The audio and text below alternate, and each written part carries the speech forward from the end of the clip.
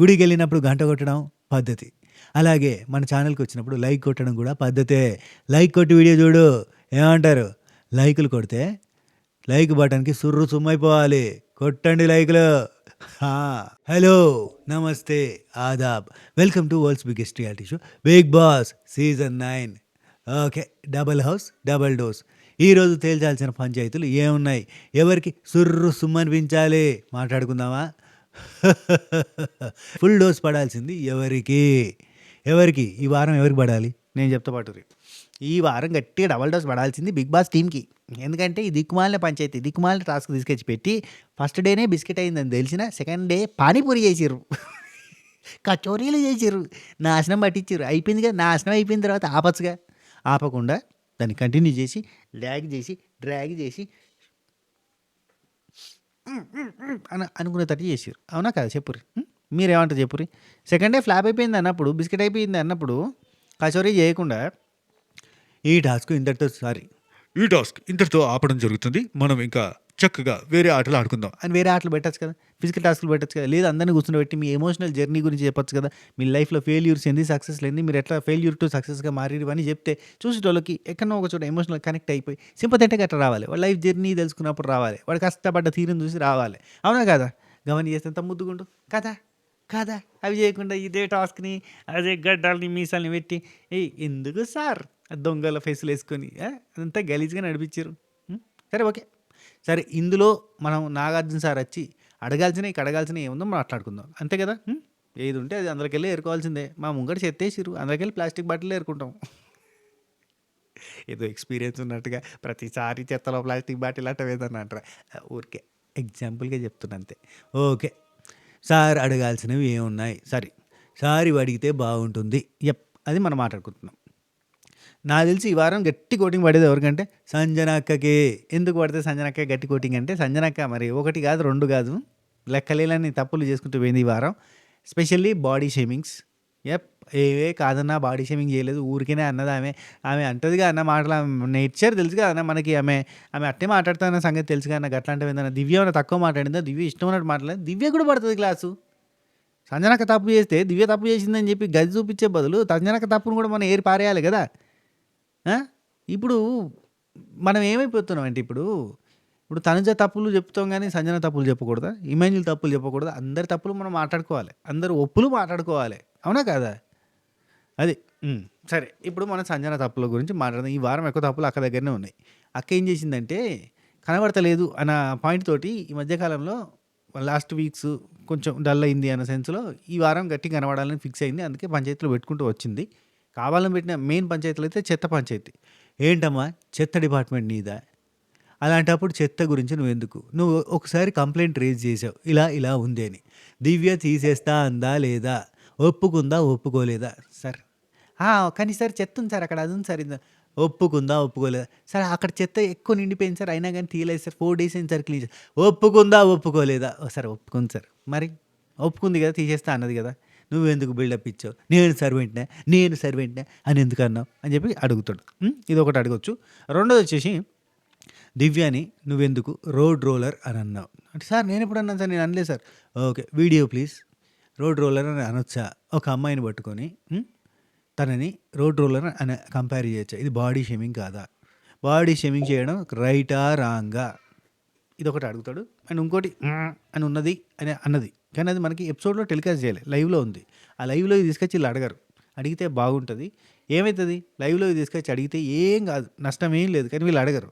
అడిగితే జనాలకు ఏమనిపిస్తుంది అంటే, ఓహో ఇది లైవ్లో వచ్చిందా, లైవ్ కూడా చూడాలన్నా, మనం లైవ్లో పాయింట్స్ మిస్ అవుతున్నాం అనిపించి లైవ్ కూడా చూస్తారు కదా. ఫ్యాన్స్ ఫాలోవర్స్ పెరుగుతారు కదా, వ్యూవర్స్ పెరుగుతారు కదా. ఏమంటారు బీబీ టీం? మీకే సజెషన్. రైట్. ఇలా ఉందని ఎలా అంటావు? తప్పు కదా అని చెప్పి ఇది అడగాలి. ఒక మనిషిని అలా ఇన్సల్ట్ చేయడం కరెక్టేనా? ఇంకొకసారి ఇలాంటి బాడీ షేమింగ్లు చేయొద్దు అని స్ట్రిక్ట్ వార్నింగ్ ఇవ్వాల్సిందే. ఇది పక్క. రైట్. ఆ తర్వాత ఇక్కడనే దివ్యాని కూడా కంటిన్యూగా అడిగేస్తే అయిపోతుంది. దివ్య ఎందుకమ్మా ప్రతిసారి నీ యజమాయిషీ చెలాయించాలని అనుకుంటున్నావా నువ్వు? ఎందుకు అని అడుగుతుంది. సార్ నేనెక్కడ సార్ అంటది. కాదమ్మా సంజన క్యాప్ తీసుకున్న తర్వాత సంజనాకి ఇమాన్యుల్ క్యాప్ ఇచ్చాడు. ఇమాన్యుల్ క్యాప్ నమ్మకంగా ఇచ్చాడు. ఆమె ఎవరిని తీయాలి, ఎలా తీయాలి, ఏంటనేది ఆమె ఇష్టం కదా అంటే, సార్ అది కావాలని టార్గెట్ చేసినట్టుగా తీసేసింది సార్. నేనంటే నచ్చక నేను రావద్దన్న ఉద్దేశంతో తీసేసింది. అక్కడ అతను ఒకవేళ ఆమెకి ఇమాన్యుల్ గెలవాలి అంటే నాకంటే స్ట్రాంగ్ కంటెస్టెంట్ నిఖిల్‌ని తీయాలి గదా! అని అంటది. అంటే అది ఆమె ఇష్టం. ఒకవేళ ఆమెకి నిఖిల్ కెప్టెన్ కావాలని ఉందేమో, నీకేం తెలుసు?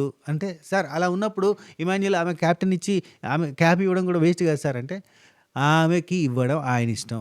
ఆమె ఎవరిని తీయాలో కూడా ఆమె ఇష్టం. నువ్వేంటి మధ్యలో పానకంలో పుడక అంటారు. అవసరమా నీకు? అని ఏదో నాకు చిన్న క్లాస్ అంటే ఆఫ్‌కోర్స్ అంత పెద్ద స్ట్రాంగ్ రీజన్స్ ఏం లేవు ఈ వారం కాబట్టి చెప్తున్నా. ఇదో క్లాస్.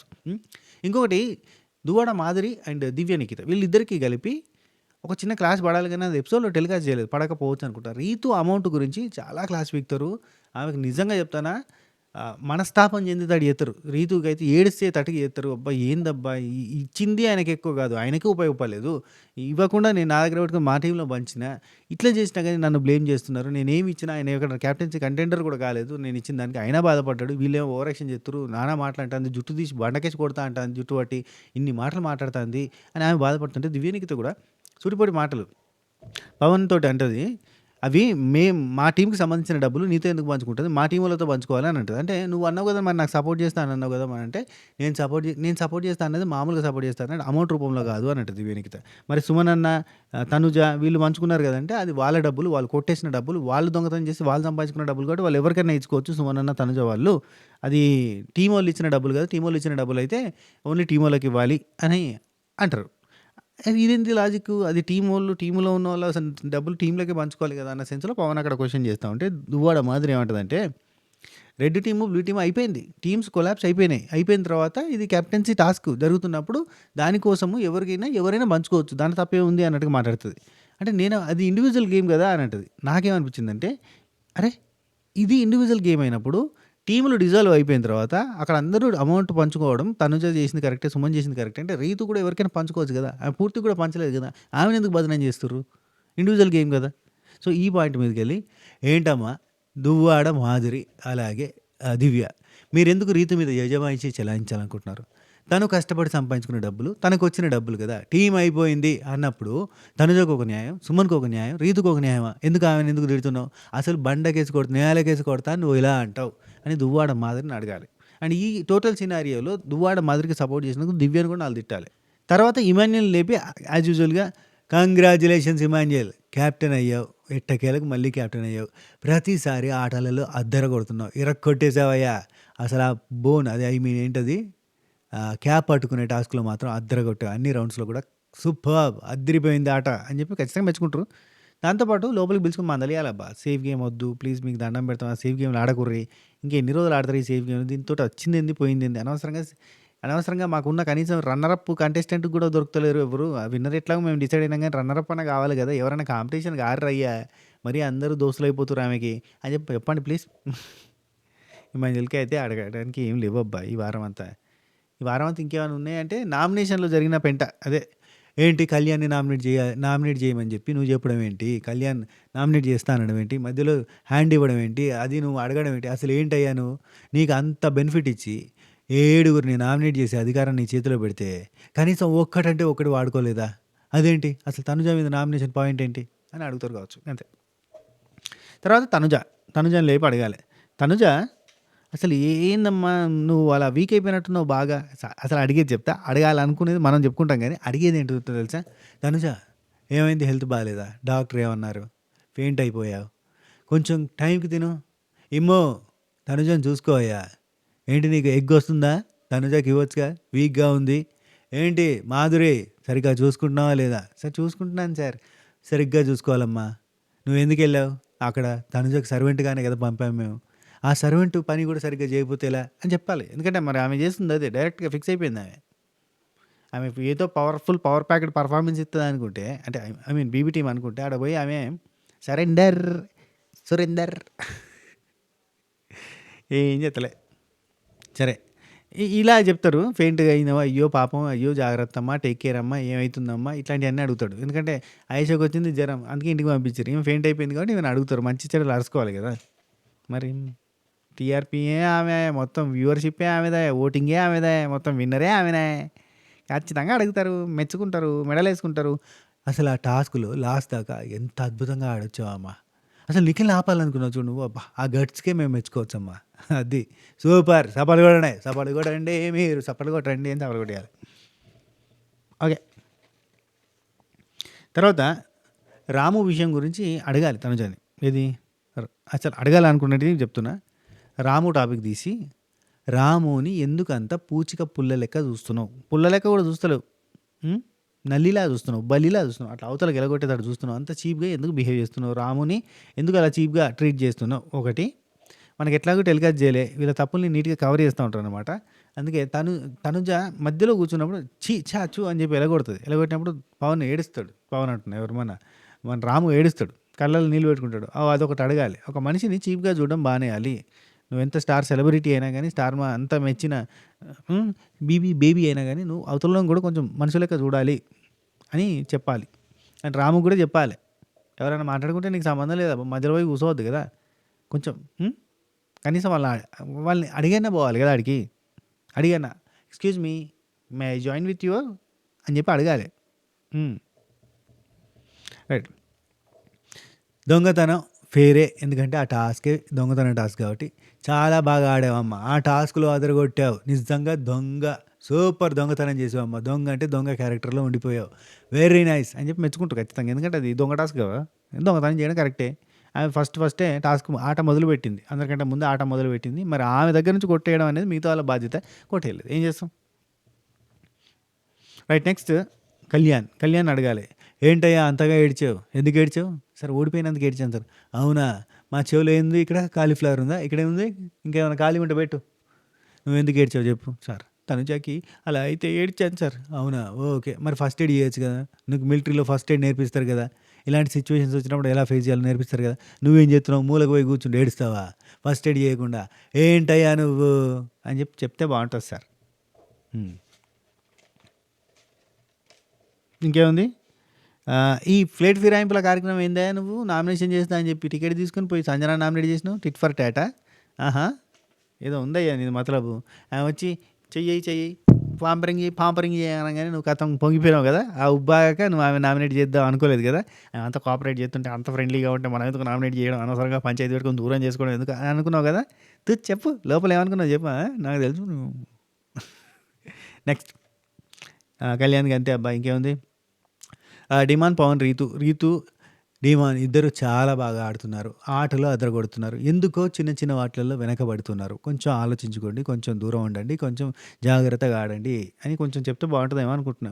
ఇవి నాకు సార్ వచ్చే కలుపుతాడు. ఊకొచ్చి రీతుని నువ్వెందుకు దూరం పెడుతున్నావు? రీతు నువ్వు పాపం వాళ్ళని ఇడిపోనీయకుండా చేసి మొత్తం ఆగం చేతుర్రు. సో ఆట తగ్గిందా? ఎందుకు ఈ వారం అంతా డల్‌గా కనబడ్డారు? అసలు ఎందుకు గొడవలు పెట్టుకుంటున్నారు?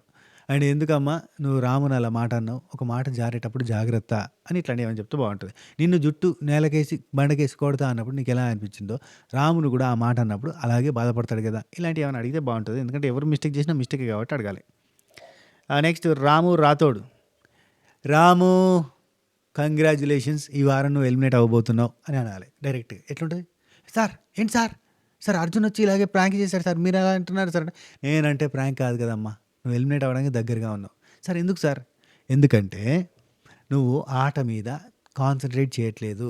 పక్క వాళ్ళ గెలుపు కోసం నువ్వు పోరాడుతున్నప్పుడు నువ్వు హౌస్‌లో ఉండేందుకు నీ ఆట కోసం ఉండకుండా నీ దగ్గర ఉన్న అమౌంట్‌ని నువ్వు ఎలాగో ఔట్ అవుతావు అని తెలిసి కూడా వేరే వాళ్ళకి ఇచ్చావు చూడు అది కరెక్ట్ కాదు. నువ్వు ఇంకొంచెం అమౌంట్ సంపాదించడానికి కష్టపడలేదు చూడు అది కరెక్ట్ కాదు. అని కొంచెం గట్టిగా గడ్డి పెట్టి ఆట ఆడాలి. సినిమా చూసినట్టు చూస్తా పక్కన వాళ్ళకి సపోర్ట్లు కొట్టుకుంటా సపోర్ట్ చేయడం కాదు. నీ ఆటకు నువ్వు ఆడాలి. నువ్వు ఆడిన తర్వాత నువ్వు గెలిచే సిచ్యువేషన్‌లో ఉంటే మిగతా వాళ్ళకి ఏమైనా హెల్ప్ చేయాల్సి వస్తే ఇప్పుడు చూడు తనుజ 7,500 సంపాదించిందా అన్నది. అందులోకెళ్ళి అందరికి పంచుకుంటది. ఆమె ఆల్రెడీ కంటెంటర్ అయింది. ఇప్పుడు అందరికి పంచుకోవచ్చు. రీతు కంటెంటర్ అయింది. అందరికి పంచుకోవచ్చు కదా! అలా చేయొచ్చు కదా నువ్వు అని చెప్పాలి. రైట్. నెక్స్ట్ ఇంకేముంది? దువ్వాడ మాదిరి. చాలా ఉన్నాయి అబ్బా! జుట్టు పట్టుకొని కింద కొట్టుడు అనడం కరెక్టా? అదేమన్నా కరెక్టేనా? ఏంటి నువ్వు ఎట్లా అంటావు? నిజంగా కొడతావా? కొట్టు. జుట్టు పట్టుకొని నేలకేసి కొట్టు. అంటే సార్ నేను అనలేదు సార్. పిచ్చుక మీద బ్రహ్మాస్త్రం నేను వాడదలుచుకోవట్లేదు. నువ్వు ఆ జుట్టు పట్టుకొని నేలకేసి కొడతానుగా కొట్టు అనాలి. మంచిగైతది. ఇంకేంది? రీతుని అలా ఎలా అంటావు? రీతు డబ్బులు నువ్వెందుకు అధికారం చెలాయిస్తావు? అయిపోయింది కదా! తను గెలుచుకున్న డబ్బులు తను ఇష్టం ఉన్నట్టుగా వాడుతుంది కదా! నీ అధికారం ఏంటి? సార్ టీమ్ లీడర్‌ని కదా సార్. టీమ్ లీడర్ ఎక్కడిది? నువ్వు అవుట్ ఆఫ్ ద రేస్ అయిపోయిన తర్వాత కదా జరిగింది. అయినా నువ్వెందుకొచ్చావు? తనుజాకి సర్వెంట్ లాగా వచ్చావు. సర్వెంట్ పని చేసుకో. అనాలి సార్ 2, 3 చాలా అంటే గాని ఆమెకి తెలవది. అయినా తెలిసినా ఊకోదు. ఒకసారి వీడియో క్లిప్ ప్లే చేసి అందరికి చూపియాలి. ఆమె ఎట్లాగో నామినేట్ చేసినా ఎలిమినేట్ కాదు. ఆమెతోటి ఉంటే మనకే బెటర్ అని చెప్పి నేను ఆమెతో కలిసిపోయినా అన్న సంగతి ఉంది కదా! రమ్యతో మాట్లాడింది. అదొకటి డిస్కషన్ ప్లే చేయండి సార్ ప్లీజ్. మబ్బులు ఎగిరిపోతాయి ఒక్కొక్కరికి. ఓకే. నెక్స్ట్ నిఖిల్. నిఖిల్ గురించి పర్ఫార్మెన్స్ బాగుంది. ఇంకొంచెం కష్టపడాలని చెప్తారు. వెరీ నైస్ అంటారు. ఆయన గౌరవ్ గురించి కూడా అంతే. క్యాప్టెన్సీ బాగానే చేసావయ్యా. Okay super. సుమన్ శెట్టి అదరగొట్టవయ్యా క్యాప్టెన్సీ గుడ్. ఏంటి కోపం వచ్చిందా? తొక్కలో క్యాప్టెన్ ఏమన్నది? తొక్కలో క్యాప్టెనా? ఎలా అంటావమ్మా సంజన? సంజన మాటలు జాగ్రత్త. మళ్ళీ చెప్తున్నా. సుమన్ లాంటి మర్యాదస్తుని పట్టుకొని అంతటి మర్యాదస్తుని పట్టుకొని నువ్వు ఎలా తొక్కలో క్యాప్టెన్ అంటావు? తొక్కలో క్యాప్టెన్స్ అని ఎలా అంటావు అని చెప్పి కొంచెం గట్టిగా గట్టిగా మందలించాలి. అండ్ సుమన్ బాగా చేస్తావు క్యాప్టెన్సీ. కొంచెం చూసుకోవాలి కదా, క్లీన్గా లేదని కంప్లైంట్లు వచ్చినప్పుడు కొంచెం జాగ్రత్తగా చూసుకోవాల్సిన బాధ్యత నీ మీదే ఉందని కొంచెం గ్రెడ్డి పెట్టవలసిందిగా కోరుచున్నాం. అంతే. ఇది నాగార్జున గారు అడగడానికి ఉన్న ముచ్చట్లు. ఈ వీడియో మీకు నచ్చే ఉంటుంది అనుకుంటున్నా. ఇంకేమన్నా నేను మిస్ అయిన టాపిక్స్ ఉంటే కింద కామెంట్లలో పెట్టే ప్రయత్నం చేయండి. అండ్ ఈ వీడియో మీకు నచ్చితే లైక్, షేర్, కామెంట్, సబ్స్క్రైబ్ గంట కొట్టేసేయండి. ఉంటా. Take care. Tata. Bye bye. నమస్తే. ఓకే.